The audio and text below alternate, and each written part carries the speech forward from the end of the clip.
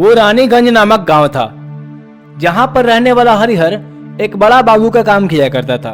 हरिहर अपने ऑफिस में था तो चपरासी, लेकिन उसके तेज बुद्धि और सूझबूझ से उस ऑफिस के सभी लोग उससे प्रभावित रहते थे। एक बार की बात है, उस ऑफिस के बड़ा बाबू अमित बोलते हैं, हरिहर, मैंने तुमको अपने विभाग से संबंधित फाइल को चेक करने तथा उसमें सुधार करने के लिए बोला था। वो फाइल मुझे समझ में नहीं आ रहा है, इसलिए तुम सारा काम जल्द करो और सबसे पहले मेरी फाइल रेडी करो, समझे? तभी हरिहर बोलता है, सर जी, मैंने तो उस फाइल को कल ही कर दिया था, क्योंकि कल रात को जब मैं आपके ऑफिस में गया था तो फाइल वहीं पे पड़ी थी, तो इसी कारण मैंने उसे पूरा कर दिया। वाह रे हरिहर, तुमने तो आज मेरी इज्जत बचा ली रे। पता नहीं आज मेरे साथ क्या क्या होता, मेरे सीनियर मेरा क्या हाल करते, मुझे खुद नहीं पता था। इसी तरह हरिहर एक चपरासी होने के बावजूद भी अपने ऑफिस के सारे महत्वपूर्ण कामों को किया करता था तथा बड़े ऑफिसर की मदद भी किया करता था। हरिहर का एक दोस्त भी था जिसका नाम दुमन था। दुमन एक बहुत ही मेहनती तथा मदद करने वाला व्यक्ति था। दुमन तथा हरिहर अक्सर समय मिलने पर एक दूसरे के साथ रहना पसंद करते थे। एक बार वे दोनों नदी के किनारे खड़े होकर आपस में बातें कर रहे थे।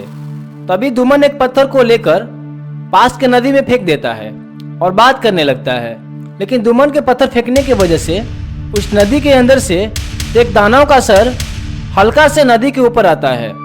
फिर दुमन बात करते करते जब दूसरा पत्थर फेंकता है तो उस दानव का कमर तक का शरीर बाहर आ जाता है। तभी दुमन अपने दोस्त हरिहर से बोलता है, देखो मित्र, नदी के उस पार इतना सुखी संपन्न देश है कि वहाँ पर सभी लोग सोने के कपड़े पहनते हैं और उसी देश से पूरी दुनिया में सोने भेजे जाते हैं। अगर किसी तरह हम सब उस पार चले जाएं तो अपना लाइफ तो सेट हो जाएगा भाई। लेकिन यार, ये तो तुम भी जानते हो कि यह नदी कितनी बड़ी है, और हाँ, इस नदी से जो भी जाता है इसमें रहने वाला दानव उसे खा जाता है, तो कैसे हम लोग उस देश में जा सकते हैं? वही तो समस्या है दोस्त, पता नहीं कब तक ऐसे चलता रहेगा। सामने कुबेर का खजाना है, लेकिन फिर भी हम सब कुछ भी नहीं कर पाते हैं। यही बोलते हुए वह तीसरा पत्थर भी उस नदी में फेंक देता है। जैसे ही वह तीसरा पत्थर फेंकता है तो उस नदी से वह बड़ा खूंखार दानव भी अपने भयंकर रूप में बाहर आता है और उन दोनों से बोलता है, तुम दोनों ने मेरे ऊपर 3 पत्थर मारे, अच्छा है, मारो मारो, कोई नहीं। तुम लोगों को कैसे पता चला इस नदी में 3 पत्थर मारने से मैं तुम लोगों का गुलाम बन जाऊंगा? क्योंकि हजारों साल से मैं इस नदी में हूँ, लेकिन आज तक किसी ने लगातार 3 पत्थर नहीं मारा, लेकिन तुम लोग ही हो जिसने लगातार 3 पत्थर मारा। अब से तुम लोग मेरे आका हो। मांगो मुझसे 3 वरदान, मांगो, क्या चाहिए तुम्हें? तभी दुमन बोलता है, सुनो, हम तुमसे पहला वरदान यह मांग रहे हैं कि हम दोनों की दोस्ती कभी ना टूटे। मैं वर देता हूँ कि तुम्हारी दोस्ती कभी ना टूटे। अब दूसरा वर मांगो। हमें दूसरा वरदान यह दो कि हमारे गांव में कोई भी व्यक्ति बिना खाए न सोए। मुझे तो लगा था कि तुम सब धन दौलत मांगोगे, लेकिन तुम लोग तो दुनियादारी में ही फंसे हो।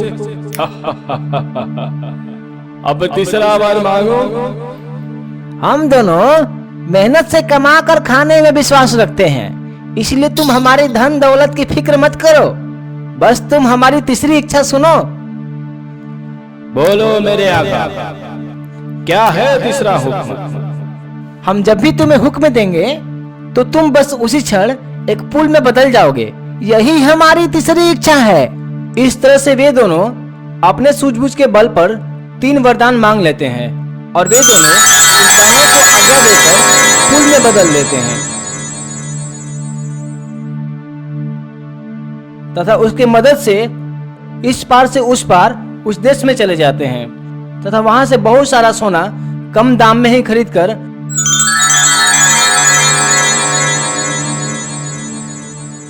अपने देश में लाकर अपने देश में चल रहे मूल्य पर बेच देते हैं तथा वे दोनों बहुत अच्छा मुनाफा कमाते हैं